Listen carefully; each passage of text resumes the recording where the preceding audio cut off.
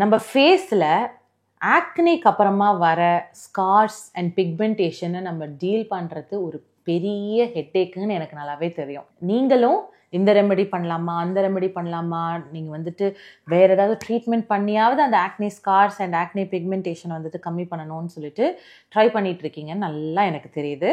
அதனால தான் இன்றைக்கி அந்த டாப்பிக்கே எடுத்துகிட்டு வந்திருக்கேன். இன்றைக்கி ஆக்னி ஸ்கார்ஸ் பற்றி தான் பேச போகிறோம். Hi, I'm Dr. Radha Subramanian, consultant dermatologist, Spade Skin and Aesthetics. வாங்க ஆக்னி ஸ்கார்ஸ் வீடியோக்குள்ளார போகலாம். ஆக்னி ஸ்கார்ஸ் அப்படின்னு சொல்லிட்டு என்ன ட்ரீட்மெண்ட், என்ன பண்ணும், ஏது பண்ணக்கூடாது அப்படின்னு சொல்லிட்டு பேசுறதுக்கு முன்னாடி நம்ம இந்த ஆக்னி ஸ்கார்ஸ் எப்படி இருக்கும் அப்படின்னு சொல்லிட்டு தெரியாதவங்களுக்கும் நான் இன்னைக்கு சொல்லிக் கொடுக்குறேன், தெரிஞ்சுக்கோங்க. ஆக்னி ஸ்கார்ஸ் வந்துட்டு பார்த்தீங்கன்னா ஸ்ட்ரக்சரலாக வந்துட்டு சில பேருக்கு சேஞ்சஸ் இருக்கும், பிக்மெண்ட்ரியாக கொஞ்சம் பேருக்கு சேஞ்சஸ் இருக்கும். அதாவது மேடு பள்ளமாக இருக்கும், இன்னொன்று வந்துட்டு கலர் டிஃப்ரென்ஸாக இருக்கும். ஸோ மேடு பள்ளமாக இருக்குது அப்படிங்கிறது தான் ஸ்ட்ரக்சரல் சேஞ்சஸ் ஆஃப் ஆக்னி ஸ்கார்ஸ்ன்னு சொல்கிறோம்ல, அந்த மாதிரி இருக்கிறதுல நிறையா இருக்கும். சில பேருக்கு வந்துட்டு நம்ம போர்ஸ் இருக்கும் பார்த்தீங்களா, அந்த மாதிரி குச்சி குச்சா வந்துட்டு குட்டி குட்டி ஓட்டம் மாதிரி இருக்கும், அது பேர் ஐஸ் பிக் ஸ்கார்ஸ்ன்னு சொல்கிறது.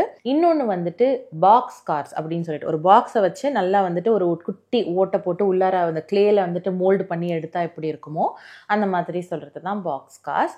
இன்னொன்று வந்துட்டு ரோல்ட் அவுட் ஸ்கார்ஸ், ஏதோ ஒரு ரோலரை வச்சு தேய்ச்சி ரோட் பண்ணி விட்ட மாதிரி இருக்கிறது தான் ரோல்ட் அவுட் ஸ்கார்ஸ். ஸோ இந்த மாதிரி நிறைய இருக்குது.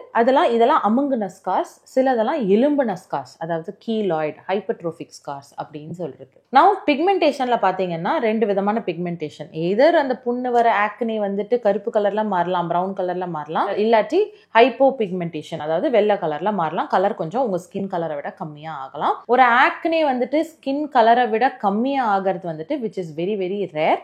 ஸோ யூஸ்வலாக வந்துட்டு ஒரு ஸ்கின் கலரை விட டார்க்கர் பிக்மெண்டேஷனாக தான், ப்ரௌன் கலர் இல்லாட்டி பிளாக்கர் கலராக தான் யூஸ்வலாக ஆக்னி ஸ்கார்ஸ் வந்து பிக்மெண்ட்ரியாக மாறும். ஸோ ஒரு ஆக்னி ஸ்கார்ஸ் இப்படிலாம் வந்துட்டு உருமாறதுக்கான கெப்பாசிட்டி இருக்குது. நவ் இந்த ஆக்னி ஸ்கார்ஸ் முடிஞ்ச அளவுக்கு வராமல் தடுக்கிறதுக்கு என்னென்னலாம் பண்ணலாம் அப்படின்னு சொல்லிட்டு பார்த்தீங்கன்னா, அதுக்கு முன்னாடி போகிறதுக்கு முன்னாடி ஆக்னி ஸ்கார்ஸ் எப்படி வரும் அப்படின்னா, ஒரு ஆக்னி வருது, ஆக்னி வரும்போது செவந்த ஒரு பழுத்த பழம் மாதிரி தானே வருது. யூஸ்வலாக வந்துட்டு நல்லா ப்ராப்பராக ரெட்டாக இருக்கும், சில பேருக்கு பஸ்ஃபில்டாக இருக்கும். இதெல்லாம் இருக்கும் போது தோலுக்கு கீழே நடக்கிற இன்ஃப்ளமேஷனால் வர சில டேமேஜஸ்னால வர ரெசிடுவல் சேஞ்சஸ் தான் இந்த ஆக்னி ஸ்கார்ஸ் அண்ட் ஆக்னி பிக்மெண்டேஷன். ஒரு டேமேஜ் நடக்குது, அந்த டேமேஜை ரிப்பேர் பண்ணுறதுக்கு ஸ்கின் ஏதோ பாடுபடுது, அந்த பாடுபடும் போது நடக்கிற ஒரு ரெசிடுவல் சேஞ்சஸ் தான் ஆக்னி ஸ்கார்ஸ்.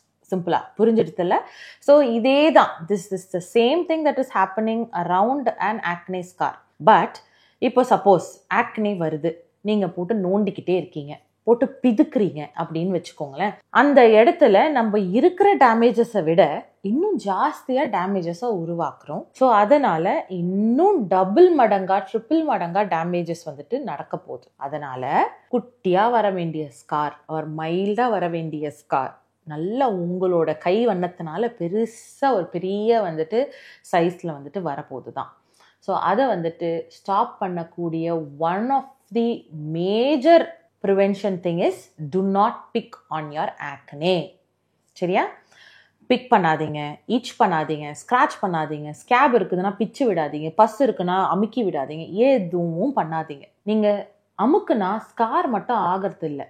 இன்னொன்று என்னென்னா, நீங்கள் அமுக்கிற ஃபோர்ஸில் பாதி கண்டென்ட் தான் வெளியில் வரும், மீதி கண்டென்ட் ஸ்கின்னுக்கு கீழே போயிட்டு ஃபார்ம் ஆகிடும். நீங்கள் அப்புறமா வந்துட்டு அந்த ஆக்னியை தொட்டு பார்த்தீங்கன்னா கீழே வந்துட்டு ஏதோ ஒரு கட்டி அமுங்கிட்டு இருக்கிற மாதிரியும் இருக்கும். ஃப்யூச்சராக வந்துட்டு அதுவே வந்துட்டு இன்னொரு பெரிய ஸ்காராவோ, இன்னொரு பெரிய சிஸ்டாவோ, இன்னொரு பெரிய ஆக்னேவாவோ வந்து சேரும். ஸோ நீங்கள் வந்துட்டு கையை வச்சுட்டு கரெக்டாக இருந்தீங்கன்னா, ப்ராப்பராக அதை டீல் பண்ணிங்கன்னா வர வேண்டிய ஆக்னி ஸ்கார்ஸும் தடுக்கலாம், இருக்கிற ஆக்னியும் ஒழுங்காக ஹீல் பண்ணி விடலாம். நவ் கம்மிங் ஆன் டு இந்த ஆக்னி வந்தால் என்ன பண்ணணும், எப்படி ஸ்கார் ஆகாமல் விடணும் அப்படின்னு பார்த்தீங்கன்னா, ப்ராப்பராக கிளென்ஸ் பண்ணுங்கள். கிளென்ஸ் பண்ணும்போது கைப்பட்டு வாஷ் ஆகுதா பரவாயில்ல, பார்த்துக்கலாம். மாய்ஸ்சரைஸ் பண்ணுங்கள். சன்ஸ்க்ரீன் கண்டிப்பாக மறக்காமல் போடுங்க. ஏன்னா அந்த பிக்மெண்டேஷன் சேஞ்சஸ் ஓட கெப்பாசிட்டியை சன்ஸ்கிரீன் போடுறதுனால ப்ராப்பராக நீங்கள் கொஞ்சம் ஒரு ஷேட்ஸ் ஆஃப் பிக்மெண்டேஷனை கம்மி பண்ண முடியும். டியூரேஷன் ஆஃப் த பிக்மெண்டேஷன் ஸ்டேயையும் கம்மி பண்ண முடியும். ஆக்னேக்காக உங்களோட டாக்டர் சர்டன் க்ரீம்ஸ் ப்ரிஸ்கிரைப் பண்ணியிருக்காங்க.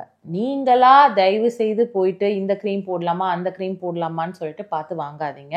Ask your doctor for your acne prescription and get that cream and அந்த ஆக்னே எங்கே இருக்கோ அந்த ஆக்னேக்கு மேலே வைங்க. சப்போஸ் ரொம்ப கை வைக்கிற பழக்கம் இருக்கிறீங்களா அப்படின்னா ஆக்னி பேச்சஸ்ன்னு சொல்லிட்டு ஒரு ஹைட்ரோகொலாய்டு மாலிக்யூல் வச்சிருக்கிற ஒரு பேச்சஸ் வருது. அந்த பேச்சஸை ஒட்டிட்டு கம்முன்னு இருங்க. So that your hand doesn't touch it, the acne doesn't communicate with the outer environment. அவ்வளோதான், வெரி சிம்பிள்.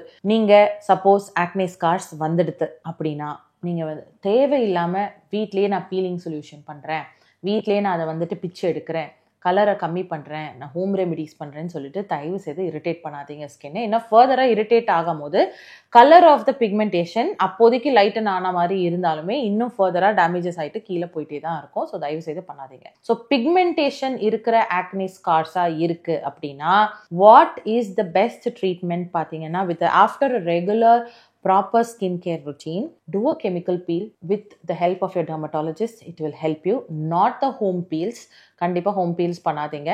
கெமிக்கல் பீல் பண்ணுறச்ச கண்டிப்பாக வந்துட்டு நீங்கள் ஏதாவது வந்துட்டு ப்ராப்ளம், ஏதாவது டேமேஜஸ் ஆகுமா ஸ்கின்னு பார்த்தீங்கன்னா தோல் கண்டிப்பாக உரியும். அந்த ஒரு 7-8 நாள் தோல் உரியும். உறிஞ்ச பிறகு நார்மல் பழைய தோல் போயிட்டு புது தோல் வரும். ஸோ நார்மலாக வந்துட்டு உங்களோட பிக்மெண்டேஷனோட கிரேடியன்ட் ஆஃப் கலர் கொஞ்சம் கொஞ்சமாக கம்மியாயிட்டு வரும். உங்களுக்கு எந்த கலரில் பிக்மெண்டேஷன் இருக்கோ அவ்வளோ செஷன்ஸ் வந்துட்டு உங்கள் டெர்மட்டாலஜிஸ்ட் அட்வைஸ் பண்ணுவாங்க. Secondly, laser toning. Laser toning is a wonderful device. Q-switch Nd:YAG இல்லாட்டி பிகோ லேசர் இந்த மாதிரி டெக்னிக்ஸ் வச்சுட்டு உங்களோட பிக்மெண்டேஷனை வந்துட்டு டார்கெட் பண்ணுறது. அந்த மாதிரி டார்கெட் பண்ணும்போது அந்த இடத்துல அங்கே கூடி இருந்த அந்த மெலனின் செல்ஸ்லாம் உடஞ்சி செதறி போகும்போது அந்த பிக்மெண்டேஷனோட கலர் கொஞ்சம் கொஞ்சமாக செஷன்ஸ் ஆஃப்டர் செஷன்ஸ் கம்மி ஆகும். மைல்டர் ப்ரௌனாக இருக்குது அப்படின்னா சீக்கிரமாக போயிடும். டார்க்கராக இருக்குது, அதாவது பிளாக்காக இருக்குது, ப்ளூயிஷாக இருக்குது, பர்பிளிஷாக இருக்குது உங்களோட ஸ்கார்ஸோட கலர் அப்படின்னா கொஞ்சம் கண்டிப்பாக செஷன்ஸ் மேலே தேவைப்படம் தான் செய்யும். நவ் ஸ்ட்ரக்சரல் ஆக்னே ஸ்கார்ஸ், குழியாக இருக்குன்னு சொன்னல, அந்த இதுக்குமே கெமிக்கல் பீல்ஸ் கண்டிப்பாக ஹெல்ப்ஃபுல்லாக இருக்கும் தான், if it is a superficial scar. Suppose deep ஸ்கார்ஸாக இருக்குது அப்படின்னு பார்த்துக்கிட்டிங்கன்னா சப்செஷன் சொல்லிட்டு ஒன்று உங்களோட டெர்மட்டாலஜிஸ்ட் ஆஃபீஸில் பண்ணுறது. ஸோ தட் ஒரு ஹனிகோம் பேட்டர்ன், அதாவது ஒரு ரூம்குள்ளார நுழைஞ்சோன்னா வந்துட்டு ஃபுல்லாக வந்துட்டு ஸ்பைடரோட வெப் இருக்கும் பார்த்தீங்களா, அந்த மாதிரி தோலுக்கு கீழே இருக்கும். நம்ம வந்துட்டு டெர்மட்டாலஜிஸ்ட் என்ன பண்ணுவாங்க, கம்பு எடுத்து அந்த ஸ்பைடர் வெப்பை வந்துட்டு தட்டி விடுற மாதிரி அந்த ஸ்கார்ஸ் எல்லாம் பிரித்து விடுவாங்க. ஸோ தட் அந்த இடத்துல இருக்கிற ஃபைப்ரோசிஸ், அதாவது அந்த ஸ்கார் டிஷ்யூலாம் கொஞ்சம் கொஞ்சமாக டேமேஜஸ் அதை கொஞ்சம் கொஞ்சமாக விலகி போகும். So that the future treatments கொஞ்சம் பெட்டராக இருக்கும். சப்செஷனுக்கு அப்புறமா ஹெல்ப்ஃபுல்லாக இருக்க போகிறது micro needling, radio frequency laser. குட்டி குட்டி நீடில்ஸாக இருக்கும், ஸ்கின்குள்ளார பஞ்ச் பண்ணும், உள்ளார வந்துட்டு ரேடியோ ஃப்ரீக்வன்சி கொடுக்கும். ஸோ தட் கொலாஜன் ஸ்டிமுலேட் ஆகும், ஸ்கின் கொஞ்சம் டைட் ஆகும், ஸ்காரோட அப்பியரன்ஸ் கொஞ்சம் கம்மியாகும். அடுத்தது வந்துட்டு கூட வந்து நீங்கள் ஜிஎஃப்சி இல்லாட்டி பிஆர்பி அப்படின்னு சொல்லிட்டு நீங்கள் இன்ஜெக்ஷன்ஸ் பண்ணிக்கலாம், இல்லாட்டி சூப்பர்ஃபிஷியலாக மைக்ரோ நீட்லிங் பண்ணிக்கலாம். இதெல்லாம் வந்துட்டு ஸ்கின்ல இருக்கிற கொலாஜனை கொஞ்சம் பூஸ்ட் பண்ண போகுது. இது எல்லாத்துக்கும் சுப்பீரியர் வந்துட்டு ஃப்ராக்ஷனல் CO2 அப்படிங்கிற லேசர். ஒன்லி திங் இஸ் கொஞ்சம் டவுன் டைம் கொஞ்சம் ஜாஸ்தி. ஸோ அதனால கொஞ்சம் பேர்ன்ஸ் ஆன மாதிரி இருக்கும். பட் ஆனால் டெப்த் இருக்கிற ஸ்கார்ஸ்க்கு fractional CO2 is very very good. So இது எல்லாமே non surgical treatment for acne scars. Surgical ட்ரீட்மெண்ட்ஸும் இருக்குது, நிறைய பஞ்ச் பயாப்சிஸ் அந்த மாதிரிலாம் நிறைய பண்ணியிருக்கோம். அதெல்லாம் உங்களுக்கு டிஸ்கஸ் பண்ணணும்னா உங்களோட டெர்மட்டாலஜிஸ்ட் ஆஃபீஸில் போய்ட்டு அவங்க கிட்ட வந்துட்டு உங்களோட ஸ்கார்ஸ் காமிச்சிட்டு இது எதுக்கு கரெக்டாக இருக்கும் அப்படின்னு சொல்லிட்டு பார்த்துட்டு டிஸ்கஸ் பண்ணுங்கள். ஸோ ஆல்வேஸ் ரிமெம்பர், இந்த ஸ்காரையும் ட்ரீட் பண்ணலாம், பட் க்ளீன் கேன்வாஸை வந்துட்டு எதிர்பார்க்காதீங்க. அதே மாதிரி நீங்கள் அந்த ஆக்னேவை பிக் பண்ணாமல் இருங்க. ஸோ தட் அடுத்த ஸ்கார் ஃபார்ம் ஆகாமல் இருக்கும். இந்த வீடியோ உங்களுக்கு பிடிச்சதுன்னா லைக் போடுங்க. உங்களுக்கு இந்த வீடியோவில் ஏதாவது டவுட்ஸ் இருக்குது, இல்லாட்டி ஆக்னே ஸ்காருக்கு ட்ரீட்மெண்ட் பற்றி என்கிட்ட கேட்கணும் அப்படின்னா கீழே கமெண்ட் செக்ஷனில் டைப் பண்ணுங்கள். அண்ட் இதே மாதிரி நிறைய ஹேர், ஸ்கின், நெயில் ரிலேட்டட் வீடியோஸ்க்கு என் பேஜை சப்ஸ்கிரைப் பண்ண மறந்துடாதீங்க. பாய்.